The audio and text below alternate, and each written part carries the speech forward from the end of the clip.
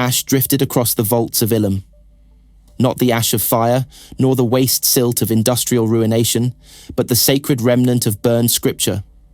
Text once inscribed in the liturgical cant of Colchis, now rendered into carbon by the hand of its own custodian.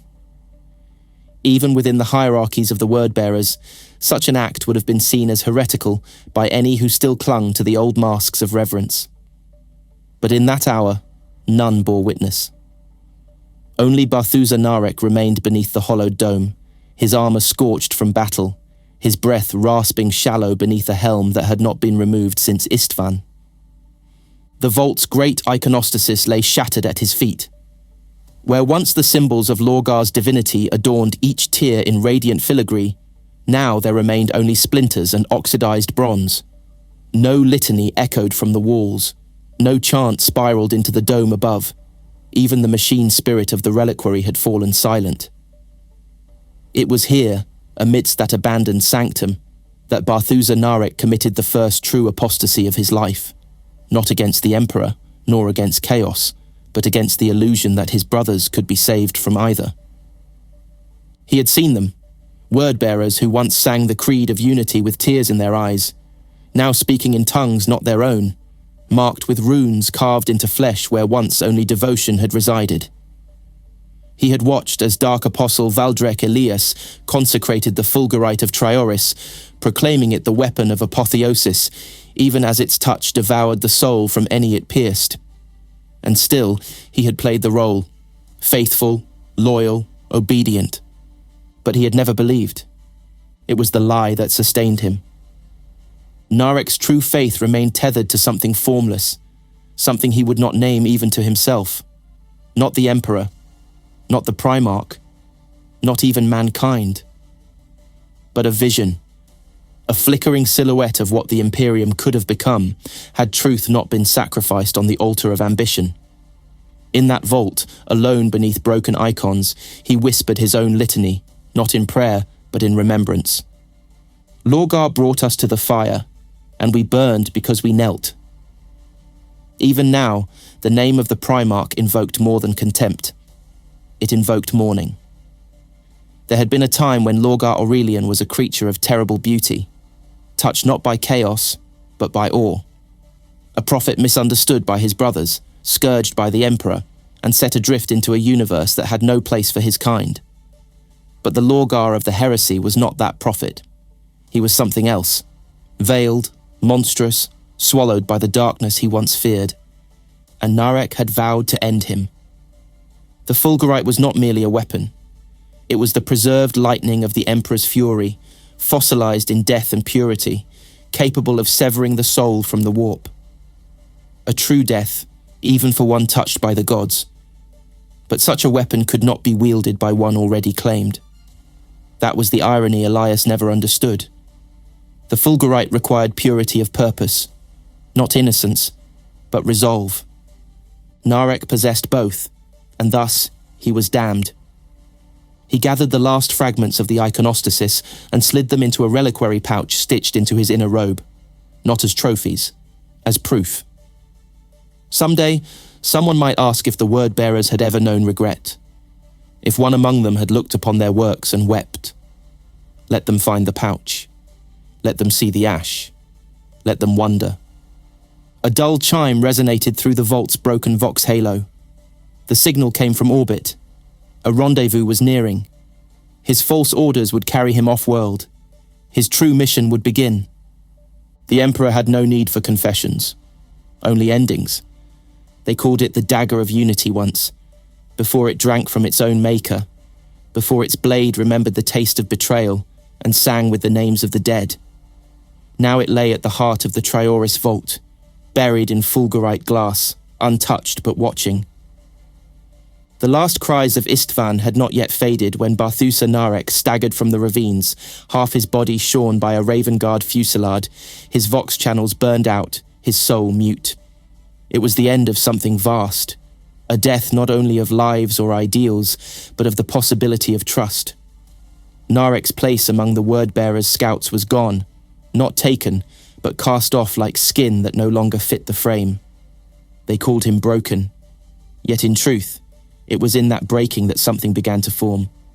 Valdrek Elias came to him not as a healer, but as a reaper, his Crozius crackling with canticles in a tongue even demons found obscene. He promised restoration, vengeance, exaltation. He offered Narek a place beside him in the pursuit of holy ruin. But in Elias's shadow, Narek learned what the faithless had truly become.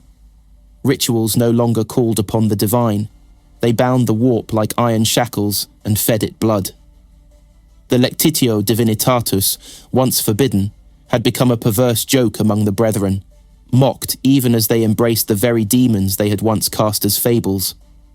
And in this mire of sacrilege, Elias whispered the name of Trioris, a dead world, a whispering place, a sanctum where the Cabal moved behind veils none could pierce. The Fulgurite was there, Elias claimed. Fossilized wrath, born in the instant of the Emperor's fury. A weapon without a voice, yet louder than any sermon. Narek obeyed. But he did not believe Elias. He believed only the weapon. On Trioris, he met John Grammaticus, an echo of another war, another betrayal. Cabal agent, immortal in flesh but fractured in will. Grammaticus, who had walked among Primarchs and watched empires fall, now stood before Narek with the Fulgurite clutched like a relic, a bone carved from lightning.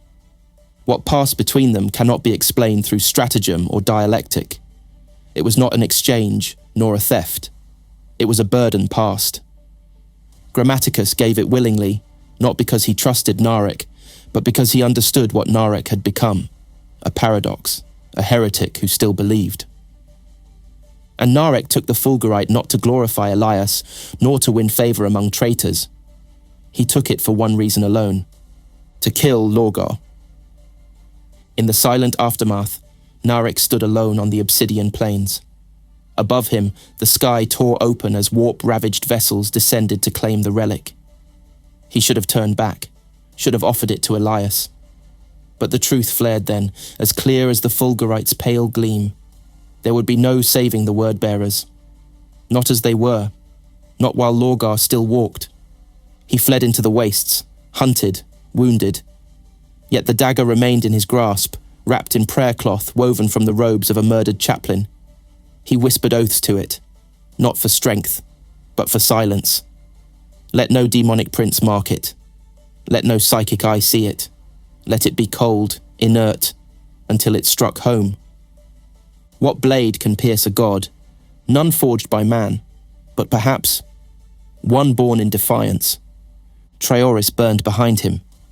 The Fulgurite did not. His brothers would not understand. They never truly had. But the dagger had heard his vow. It waited, and it remembered. The warp does not forget, nor does it forgive. It burns the name of every oathbreaker into its skin. Yet even among the legions damned by their own betrayal, there are those whose crimes remain unspoken. Not from mercy, but because to speak them is to invoke truths the gods themselves would rather erase. Barthusa Narek emerged from the caverns of Trioris bearing the Fulgurite and a resolve sharp enough to flay gods. The stars above had shifted. Ships bearing the crimson and black of the word-bearers descended with ritualistic silence, their hulls adorned with runes that pulsed like open wounds. They came for him, not to welcome a brother returned, but to claim what he carried. He met them with lies. To Dark Apostle Elias, Narek presented a half-truth, an account of skirmishes, losses, the subterfuge of the Cabal, and the eventual triumph. He offered the Fulgurite with bowed head, concealing the fragment he had secreted away, buried beneath layers of sanctified cloth, and locked in a reliquary chamber of his own making. Elias, swollen with prophetic ecstasy, proclaimed the success a divine sign and summoned the host to ritual communion. Narek watched them dance around the relic, watched them spill the blood of thralls and chant the apocrypha of Lorgar inverted, praises soaked in horror and ecstasy. He felt nothing. No awe, no disgust, only clarity. They had forgotten what it meant to believe. Elias, ever the theatrical, ordered Narek to hunt the shattered legions, the fragmented remnants of loyalist space marines who, like phantoms, struck from the void, and vanished before vengeance could find them. Their most recent act of defiance had been to harbour John Grammaticus. The Dark Apostle wanted the Cabal agent retrieved. Narek did not ask why. He led the warband with surgical efficiency. The word-bearers that followed him, zealots and madmen all, were bound to Elias, not to him. That suited Narek. They would die as they had lived, blindly. Through dead systems and abandoned watch stations they pursued their prey. Each encounter brought casualties, not to the hunted, but to those with Narek. He orchestrated their demise with care, never overt. Malfunctions, miscommunications, bold advances ordered into ambushes. By the time they reached the tomb ships of the Deshir corridor, only Narek remained unscathed. It was there that he broke with Elias. The Fulgurite had been lost, the Apostle proclaimed, taken once again by the Loyalists. Elias seethed, but not with wrath, he feared. For he had felt something in that moment when the relic was first brought to him. A dissonance, a silence in the warp where there should have been echo. The Fulgurite was not dead, but it had not sung to him. It had recoiled, and that silence haunted him. Narek vanished from the Vox channels the day after. His ship, a small interceptor once used to chase scavenger cults, fled into a gravity rift over the hollow world of Cathonis Prime. The word-bearers searched for a week. Then Elias declared him a traitor, an exile, an agent of the Emperor in disguise. He proclaimed it to the host, to the Primarch's court, and to the gods. But Lorgar never answered. What they did not know, what they would never see, was that Narek did not run. He stalked. Each movement henceforth was a step toward Macragga, toward the last place Lorgar might be seen in flesh or spirit.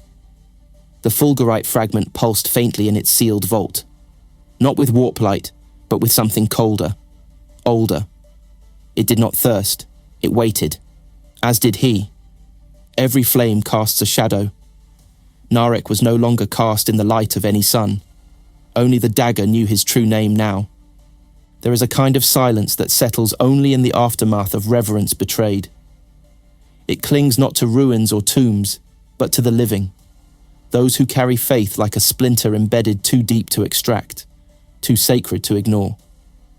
On the world of Macragga, where even titans tread with ceremony, that silence now followed Barthusa Narek like a second shadow. He arrived cloaked in the guise of loyalty, his ship's transponder codes still echoing with the echoes of word-bearer frequencies, ancient, half-corrupted, believed obsolete. Two of his former brethren bore him through the warp in secret, thinking to use him as a key to unlock carnage upon the sons of Guilliman. They spoke of desecrating the crypt shrines, of spilling sacred oils upon the armor of statues that bore no names. They laughed. Narek did not. When the ship breached Macragga's exosphere and the loyalist beacons demanded parley, Narek turned on them. The battle was swift, brutal. One fell to a point-blank burst from a combi melter. The other, disarmed, was strangled with the torn length of a ritual cord once used to bind Chaos familiars. Their blood painted the cockpit. He changed course mid-descent, locking the controls and crashing the vessel into the outskirts of a glacial basin, far from the citadels of Ultramar. It was there, amidst the ice-rimed fissures, that Narek buried their bodies. Not for honor, for silence. He moved quickly thereafter, anointed in ash, dressed in scavenged armor, using the identity of Caspian Hecht, an agent of Malkador the Sigillite. It was not a mask he had chosen. Hecht had been sent to overwrite him, mind to mind, soul to soul. The Psyker had whispered truths too sharp to bear and died for it, his essence seared into Narek's mind like a forgotten brand. And though Narek walked free, part of Hecht still lingered, whispering foreign prayers and fractured memories that were not his own. At times he could not remember his own name, but the Fulgurite knew. He hid it within a stasis field sliver, buried in the lining of a psi-dampened reliquary case bound in chains of null iron. It pulsed only when touched by proximity to Lorgar's presence, as if the artifact remembered what Narek had forgotten, as if it too longed for a reckoning. Macragge bore wounds even the ultramarines could not cleanse. The corpse of Vulcan lay beneath crypt seal, guarded by rites unknown even to the Astartes who stood watch. Narek approached through catacombs that once served as supply channels, his every step calculated to avoid sensor echo and psychic scrutiny. But fate had not abandoned him. He found them. Grammaticus, Prytanis, others of the shattered legions, hunted, scattered, fleeing, and yet somehow, impossibly, still holding the Fulgurite. The reunion was no clash of titans, no grand confrontation. It was two ghosts meeting in the smoke of their own failures. Narek seized Grammaticus, not with hatred, but with necessity. The dagger had called to him. The mission had never ended. But fate has its sentinels. Daemon Prytanis struck from the shadows. The blade that opened Narek's side was not meant to kill. It was meant to delay, to wound, and it succeeded. As Narek collapsed, the Fulgurite fell from his grasp, and the warp stirred in silent anticipation.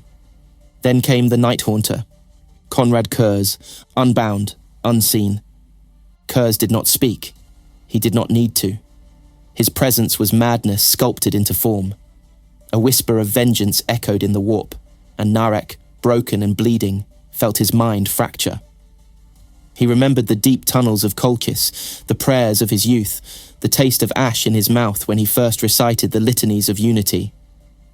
Then he remembered the silence that followed. The next thing he knew, he was bound in adamantium restraints, surrounded by the sons of Ultramar, accused of slaying a Primarch. Vulcan was dead, and they believed it was him. They chained his hands, but not his purpose.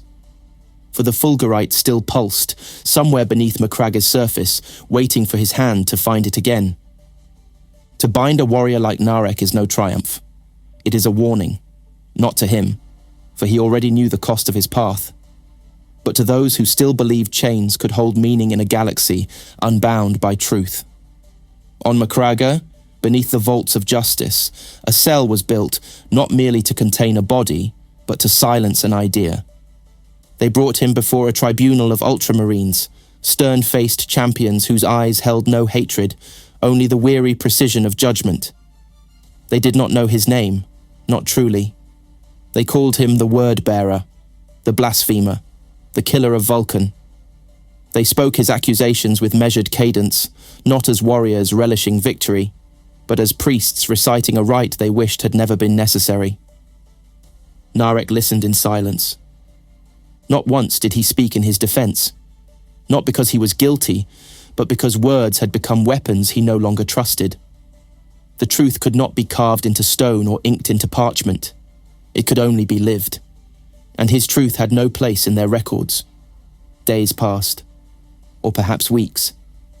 Time bled in that cell, marked only by the muttered prayers of the guards and the occasional hum of a passing dreadnought's tread overhead.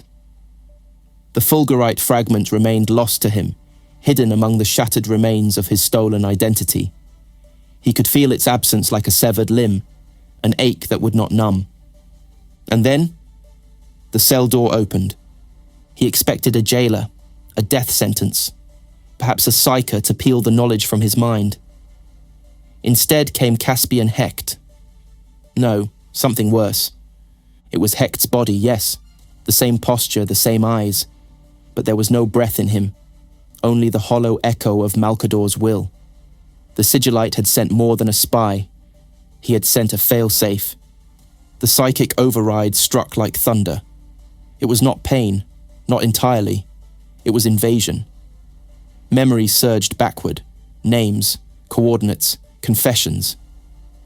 Narek clawed at the walls of his mind as Hecht's ghost moved through him, attempting to overwrite everything he was with, everything he should have been. But Narek had walked the eye. He had stood before Elias and refused worship. He had buried gods beneath his silence. And so he fought. The struggle was not visible. No bolts were fired, no blades drawn. But within the dark furnace of Narek's soul, war raged. The ghost of Hecht screamed doctrines. Narek answered with scars. In the end, the Psyker's essence cracked. and Narek emerged, bloodied in mind but unbroken. Hecht died again that day, this time not in body, but in purpose.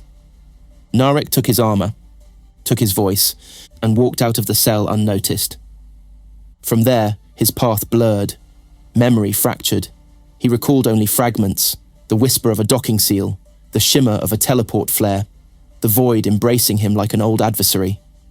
When he awoke next, it was aboard the Rampart.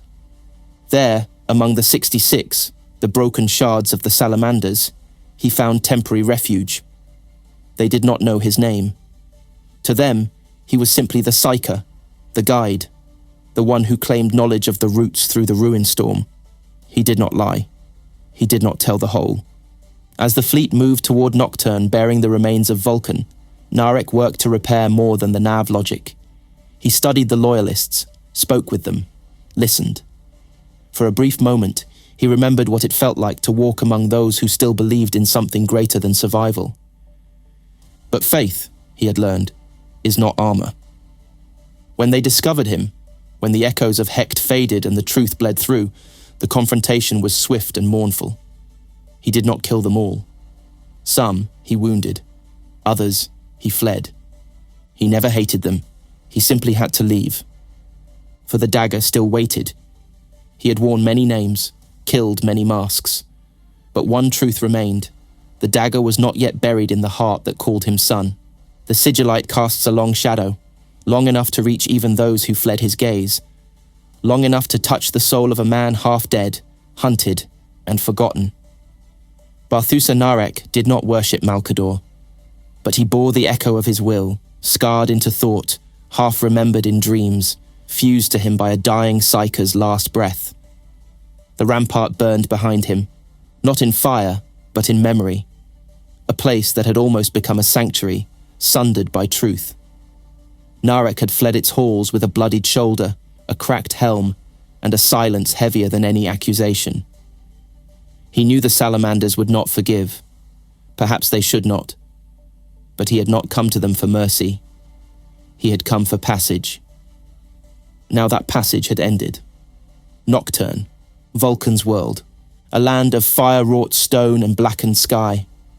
A crucible, both literal and spiritual, where strength was not gifted, but earned in agony. Narek stepped upon its volcanic soil cloaked in a disguise long since faded, bearing no banner, no purpose anyone could see. But the fulgurite was with him again. He had retrieved it during the chaos. It called to him, an ember that pulsed when he neared the buried vaults of the Primarch's remains. Even here, far from the eye of gods and heretics alike, it knew the path. It guided him. And so did another, Eldrad Ulthron.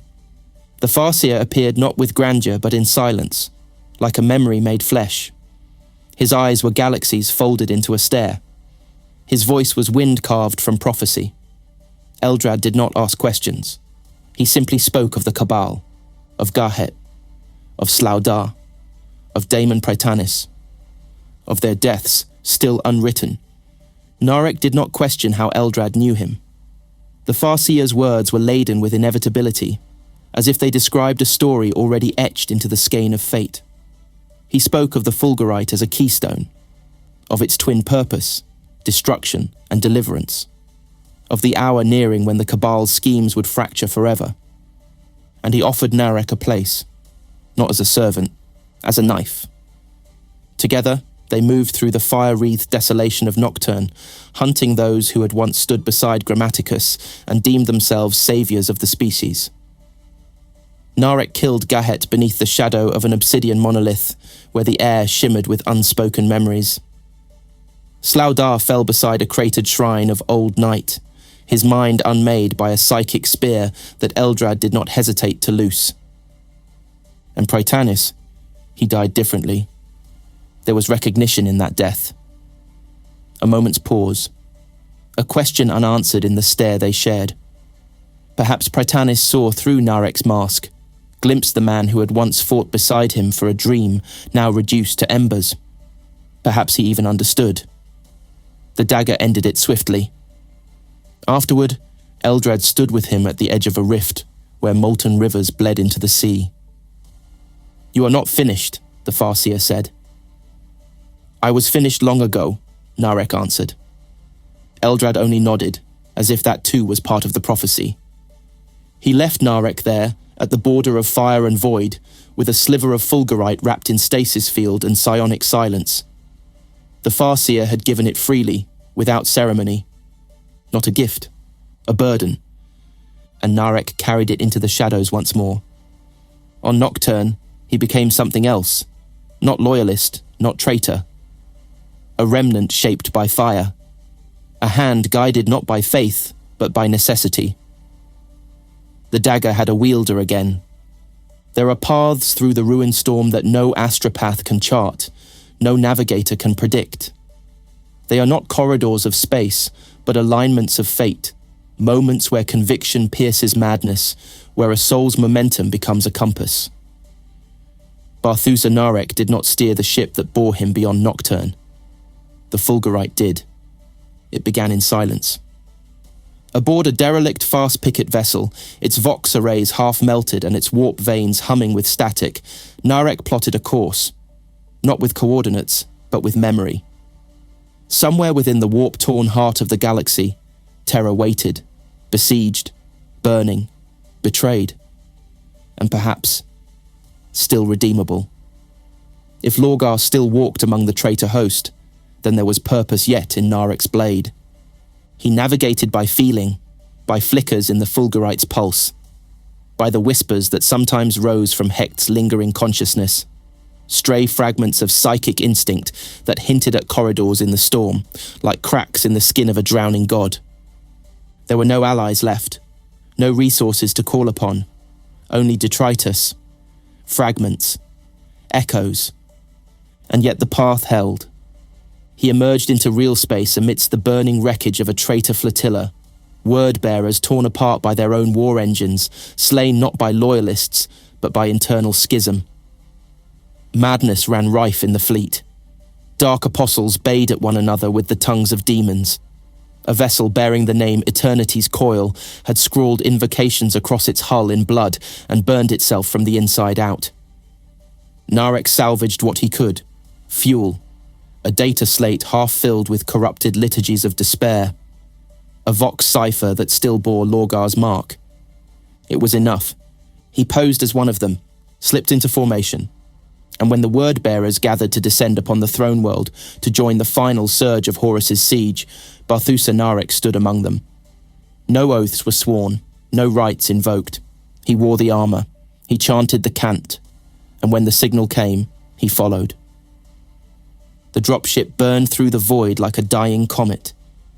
On board were 7 word-bearers. Narek killed them all. He did not wait for the vessel to land. He vented the atmosphere mid-descent. Their bodies drifted into the storm-racked air of Terra, scattered like cinders before impact. Narek guided the wreckage with the last functioning controls, steering it not to the front lines, not to the walls of the palace, but deep into the manufactorum dead zones, where traitors and loyalist deserters fought their own wars beneath the surface. There, in the crucible of abandoned forges and corpse-littered subspires, Narek walked unseen. He carried no banner. He bore no mark. Only the fulgurite, slumbering in his grip like a god waiting to be awakened. Each step through the shadowed districts drew him closer to his quarry. The psychic echo of Lorgar still hummed faintly across the ravaged ley lines of Terra, even in his absence.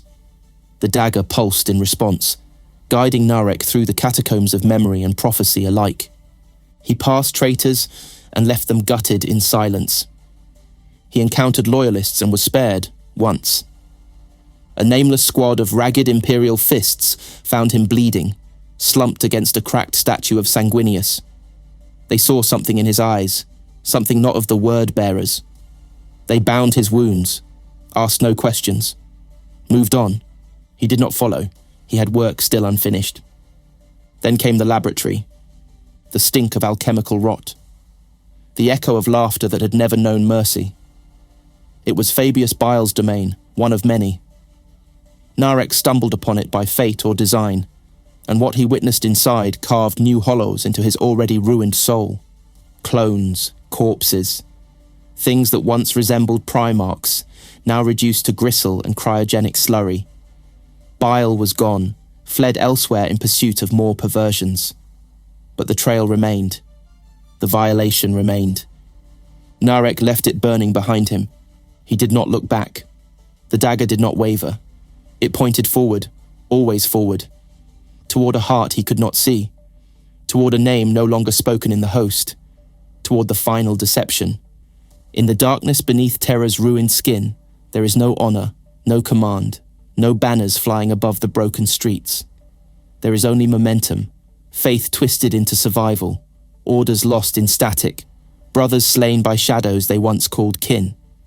In that void of certainty, Barthusa Narek became exactly what he had always feared, alone. The dagger still led. Through collapsed habs, under irradiated overpasses, through the ossified arterial tunnels of the ancient Martian veins that pulsed once with data and now with only blood. Narek moved like a memory too bitter to forget. His armor, scorched and silent, bore the grime of 7 legions and none. The Vox was dead. He had killed it. He needed no words now, only the fulgurite. Its pull grew stronger with each stride, not in heat or sound, but in sensation, a pressure behind his sternum, a pull in his pulse. He knew Lorgar was near, or something that bore his echo. But as always, the enemy struck first. They came in 3s, then 5s, word-bearers, real ones, theophoric cannibals, robed in skin, their eyes lit with devotion so fierce it burned the soul from their gaze. They knew him, somehow. Whether by scent, by rumor, by divination scrawled into warp chalk and entrails, they knew who walked among them. They called him traitor. He did not answer. The fight was not glorious. It was not clean. It was clawing, gasping, brutal. At one point, Narek's left vambrace shattered beneath a power maul. He killed the wielder by spitting a length of snapped bone into the man's exposed throat. He bled. He did not stop. The last of them, a zealot with Lorgar's catechisms carved into his cheeks, begged for understanding before Narek struck the killing blow. He asked why. Narek only whispered, "Because you still believe." He moved on. In time, the dagger began to throb with urgency. The city's corpse twisted around him in ruinous silence. No more shouts, no more ambushes, only a quietude that felt wrong, familiar. He followed it to the gates of a sunken cathedral, half swallowed by tectonic fracture and poisoned flora. Inside, the air was heavier than war. He stepped through the nave of what had once been a shrine to unity, now defaced with glyphs so old, even demons forgot their names. The fulgurite flared. Lorgar was near, or so he thought. What waited was not his Primarch. What waited was Erebus, alive, unscarred, grinning as though the galaxy had never bled. He stood before a false icon, a hollowed relic pulsing with psychic trickery designed to lure Narek by mimicry of Lorgar's presence. It had worked. "You came to kill him?" Erebus asked, mockery thick in his tone. "You came to strike down your father with a bone from your false god?" Narek raised the fulgurite, knowing even then that he was too slow. The anatheme struck like inevitability, a flash of poisoned prophecy, a whisper in metal. It pierced between Narek's ribs, where his heart still clung to rhythm. He collapsed. Erebus bent low, whispered in his ear. "Your faith is too pure to be of use. That's why it must die." Then he left. As blood pooled beneath him, the fulgurite tumbled from his hand, and for the first time, it glowed. Not with wrath, but with peace. He felt something brush his soul. Light, familiar, warm like breath in a tomb. No voice spoke, no golden figure descended, but Narek knew. He had not been abandoned. He had been witnessed. And as his vision dissolved into flickering motes of memory and ruin, he smiled. Some say the Emperor took him. Others say he bled into the soil of Terra and became part of its mourning. But the fulgurite, they say, was never found. Only its echo remains, wherever faith dies, still believing. On the scorched skin of holy terror, where every breath tastes of dust and despair, there are places that remember names no longer spoken. They are not marked on maps, nor honoured in scripture. They are scars. And one such scar bears the echo of a man who died 3 times yet never truly vanished. Barthusa Narek walks there still, if only as a whisper. No tomb was carved for him, no rites performed. His body lay where Erebus had left it, within the broken ribs of a cathedral older than conquest, its stained glass shattered by the first orbital strikes of the heresy. Rain fell in thin veils from above, drawn from atmosphere scrubbers that wept like mourners, cleansing nothing. The fulgurite lay beside him, pulsing gently. No one came, and yet, something changed. It is said among certain circles, rogue archivists, dead navigators, lost sons of the Astartes who fled all banners, that in the final days of the siege, some who passed near the old cathedral spoke of a presence, a weight in the air, an absence too dense to be mere silence. They spoke of dreams, of voices that were not demonic, but not quite human, of a whisper that said only, "I remember." What remains of Barthusa Narek is uncertain. The dagger was never recovered. Erebus vanished soon after, carrying with him nothing but madness and mockery. Lorgar never appeared on Terra, his path diverted, perhaps unknowingly, by a single act of defiance that no one lived to witness. Some scholars suggest that in the final moment, as Narek bled his life into the earth, the Emperor saw him, not with eyes nor psychic dominance, but in that narrow window of dying clarity where all masks fall away. A soul unshackled, a son disavowed by all yet clinging to purpose forged in anguish.